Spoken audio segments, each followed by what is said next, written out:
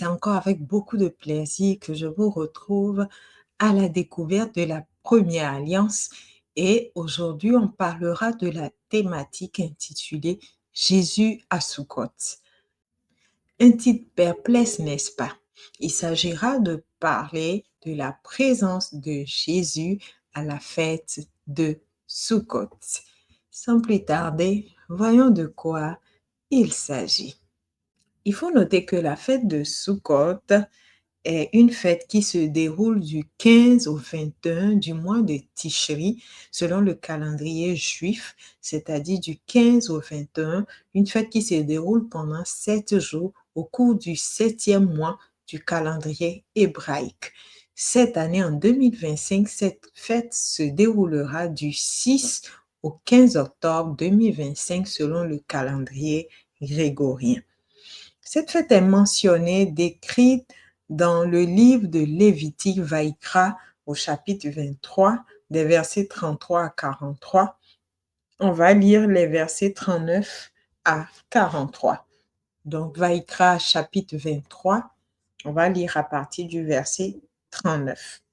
Il est écrit, le 15e jour du 7e mois, quand vous récolterez les produits du pays, vous célébrerez donc une fête à l'Éternel pendant 7 jours. Le premier jour sera un jour de repos et le 8e jour sera un jour de repos. Vous prendrez le premier jour du fruit des beaux arbres, des branches de palmiers, des rameaux d'arbres touffus et des saules de rivière, et vous vous réjouirez devant l'Éternel votre Dieu pendant 7 jours. Vous célébrerez chaque année cette fête à l'Éternel pendant 7 jours. C'est une loi perpétuelle pour vos descendants. Vous la célébrerez le 7e mois. Vous demeurerez pendant 7 jours sous des tentes. Tous les indigènes en Israël demeureront sous des tentes, afin que vos descendants sachent que j'ai fait habiter sous des tentes les enfants d'Israël après les avoir fait sortir du pays d'Égypte. Je suis l'Éternel, votre Dieu. Au fait, Soukhot vient du mot souka. La souka, c'est une tente. Encore mieux, c'est une cabane. Et donc, Soukhot, le pluriel de souka, c'est la fête des cabanes, la fête des tabernacles. Donc, Soukhot se célèbre le 7e mois de l'année pendant 7 jours. Et ce passage que nous venons de lire parle de bouquet, parle de branchage, parle de verdure, mais parle aussi de cabane. On peut encore voir la mention de cette fête dans le livre de Deutéronome, Devarim, chapitre 16, des versets 13 au verset 15 que nous allons lire. Il est écrit, tu célébreras la fête des tabernacles pendant 7 jours. Quand tu recueilleras le produit de ton aire et de ton pressoir, tu te réjouiras à cette fête, toi, ton fils et ta fille, ton serviteur et ta servante, et le lévite, l'étranger, l'orphelin et l'aveugle qui seront dans tes portes.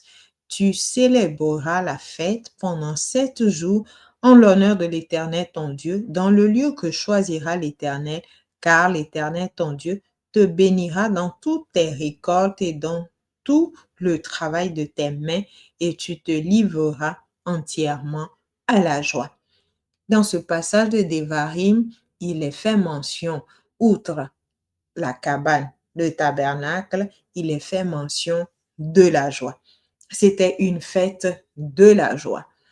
Un des symboles de Soukhot, c'est bien la joie en Israël. Nous allons voir dans la Brit Hadasha, c'est-à-dire la Nouvelle Alliance, le Nouveau Testament, dans le chapitre 7 du livre de Jean, que Jésus monta à Jérusalem pendant la période de la fête de Soukhot. D'où le titre de cette étude, Jésus à Soukhot. Donc Jésus monte dans ce chapitre 7 à la fête de Soukhot, donc à Jérusalem, il monte en secret à cette fête. Au verset 14, il nous est parlé du milieu de la fête. Et vers le milieu de la fête, Jésus se rend au temple où il donne un enseignement qui va susciter beaucoup de controverses. Au verset 37, il est dit que le dernier jour de la fête, Jésus va parler de l'eau vive. Il faut savoir que pendant cette période de la fête de Sukkot, Jean fait mention d'une certaine hostilité montante vis-à-vis de Jésus et de son ministère de la part du Sanhédrin, des chefs religieux. Au point où, dans ce passage, on parle d'arrestation de Jésus, on parle même d'une possibilité de mise à mort de Jésus. Donc, en lisant ce chapitre 7 et au chapitre 8, on voit cette hostilité montante. Mais également, on voit en même temps la montée de la révélation du ministère de Jésus au point où certains commencent à se dire, est-ce que le Messie en venant fera plus d'œuvres que n'a fait cet homme? Dans les versets 40 et 41, on voit au milieu de la foule une révélation de la personne de Jésus en tant que Yeshua HaMashiach. Dans le chapitre 8 du livre de Jean, on voit que Jésus, au cours de l'épisode de la femme surprise en flagrant délit d'adultère, qu'il parlera de la lumière du monde en faisant mention de lui en tant que lumière. Il est écrit, je suis la lumière du monde. Et cette révélation est également faite au temple de Jérusalem. Il faut savoir qu'au temps du second temple, il y avait une célébration de cette fête qui était un peu particulière. Il y avait des rites, des traditions qui étaient un peu pas différents, mais qui se sont ajoutés à ce qu'on a lu dans le Lévitique verset 23, tout comme la célébration de cette fête aujourd'hui a une connotation un peu différente du fait que le temple de Jérusalem a été détruit. Donc, au temps du second temple, donc le temple d'Hérode, dès la fin de Yom Kippour, les Juifs commencent à construire des cabanes avec un toit fait de branchages dans le traité Souka. Et selon la loi juive, dans cette cabane, on y mange, on y étudie la Torah, on y dort, selon ce que nous apprenons du Talmud. Pendant ces 7 jours, le juif doit rester sous cette cabane pour y passer sa vie normale. Il est fait mention également au cours de cette célébration du bouquet, ce bouquet qui s'appelle le loulav. Le loulav est composé, le bouquet lui-même, de 3 essences associées au cédra. Ce bouquet, accompagné du cédra, représente les 4 caractères du peuple de Dieu, donc du peuple d'Israël. Il y avait tout un symbolisme dans le bouquet. Ce bouquet, en son centre, comme on le voit sur cette iconographie, est composé du palmier de dattier. Ce palmier de dattier, dans cette représentation symbolique d'Israël, est une espèce sans parfum, mais qui porte des fruits qui sont savoureux. Le fruit est le symbole de l'étude de la Torah, mais le parfum, c'est le symbole de l'observance des mitzvot contenus dans la Torah, c'est-à-dire les commandements de la Torah. Donc, le palmier, c'est comme un des caractères du peuple d'Israël, c'est comme un groupe de juifs qui n'a pas de parfum, mais qui va porter des fruits qui sont savoureux. La myrte, à gauche, est odorante, c'est une essence odorante, mais qui ne porte pas de fruits. Par contre, le saule est une essence sans parfum, sans fruits. Il n'est ni une essence odorante, ni une plante qui porte du fruit. Et enfin, le cédra est un fruit qui est savoureux et qui a un parfum délicieux. Donc, lui va allier et le parfum et le fruit goûteux. Donc, ces 4 éléments du loulav et le cédra va constituer les 4 caractères ou 4 types qu'on peut trouver au sein du peuple de l'Éternel. Donc, cette fête était également associée à la sortie d'Égypte. C'était le souvenir de la protection divine au moment où le peuple d'Israël était dépendant de son Dieu. Tant qu'il habitait sous des tentes, il devait s'attendre à Dieu. C'est aussi le symbole de la dépendance de Dieu. C'est la proclamation de l'abandon de soi où on dépend de Dieu pour toute la provision dont on a besoin. Donc, au temps du second temple, le dernier jour de la fête, il y avait une cérémonie qui s'appelle la cérémonie du puisage de l'eau. Cette cérémonie du puisage de l'eau est un véritable moment de joie. Il est d'ailleurs appelé Simhat Bet Ashoa, c'est-à-dire la joie du puisage de l'eau, ou puis littéralement la joie de la maison de puisage. Le Kohen Agadol va faire une procession avec les autres sacrificateurs avec un vase d'or. Il se rend à la piscine de Siloé où il va puiser de l'eau. Il va remonter au temple par la porte des eaux.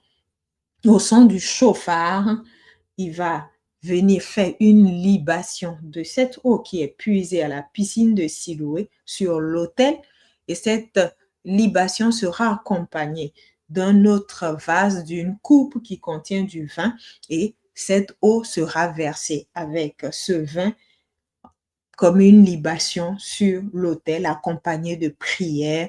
Des prières sont faites après pour remercier Dieu pour la pluie d'automne qui va tomber en cette saison. C'est aussi un rappel, un souvenir de ce passage d'Ésaïe, du livre d'Ésaïe au chapitre 12, versets 2 à 3 que nous allons lire.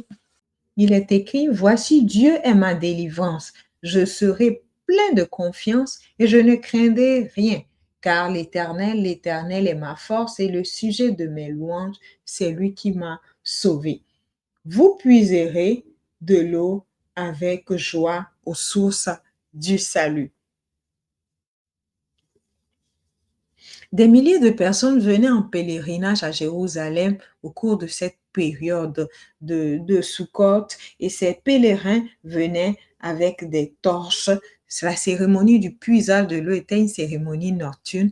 Jérusalem était illuminé, le temple était illuminé avec 4 grandes menorahs.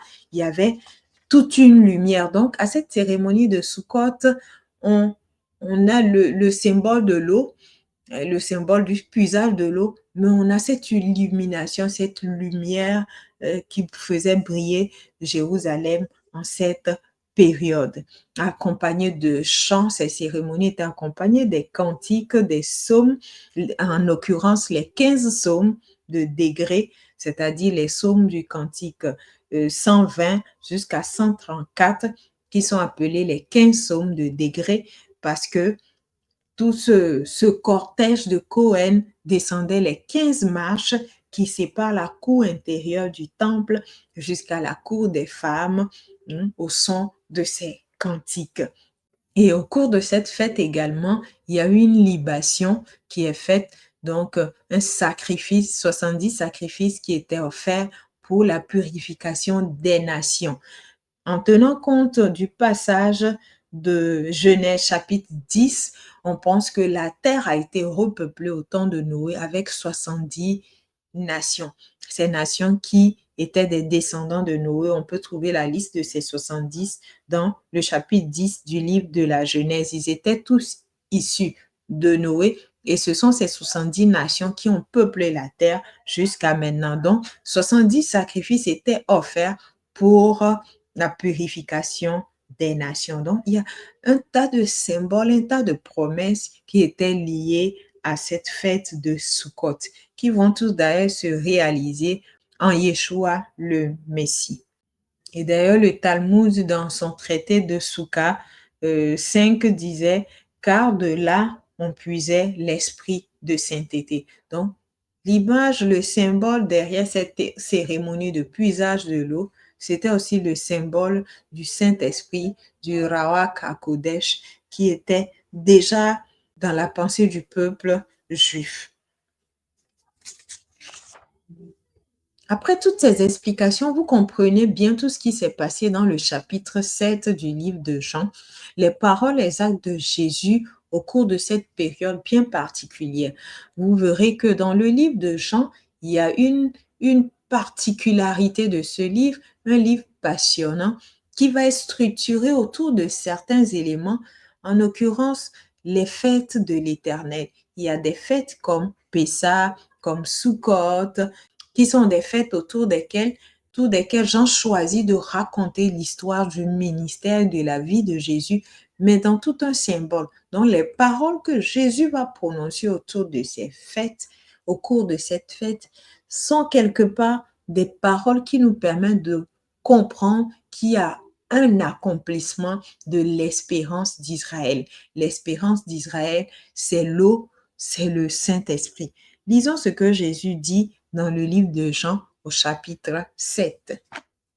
Il est écrit au verset 37, du verset 37 au verset 39, le dernier jour, le grand jour de la fête, donc le jour de la cérémonie du puisage de l'eau, Jésus se tenait debout, s'écria, si quelqu'un a soif, qu'il vienne à moi et qu'il boive. Celui qui croit en moi, les fleuves d'eau vive couleront de son sein, comme dit l'Écriture. Il dit cela de l'Esprit que devait recevoir ceux qui croiraient en lui, car l'Esprit n'était pas encore, parce que Jésus n'avait pas encore été glorifié.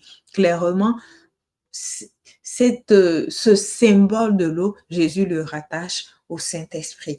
Tout comme cette cérémonie du puisage de l'eau faisait transparaître l'espérance d'Israël d'accéder à cette promesse de Joël. Et également, quand on voit dans le chapitre 8 Jésus qui dit « Je suis la lumière du monde », ben, ça rappelle qu'il y a quelques jours seulement, il y avait cette lumière qui faisait prier Yerushalayim. Yerushalayim qui est tout un symbole. Mais aujourd'hui, toute cette description autour de la fête de Sukkot était pour nous faire comprendre ces paroles de Jésus concernant l'eau, symbole du Saint-Esprit, l'eau vive, concernant la lumière, Jésus, la lumière du monde, pour nous permettre de rentrer dans le symbolisme que Jean voulait faire passer comme message dans cet évangile selon Jean. J'espère que Jésus à Sukkot a été un moment de compréhension pour cerner les méandres du Nouveau Testament à la lumière de l'Ancien Testament. Shalom à tous et à bientôt.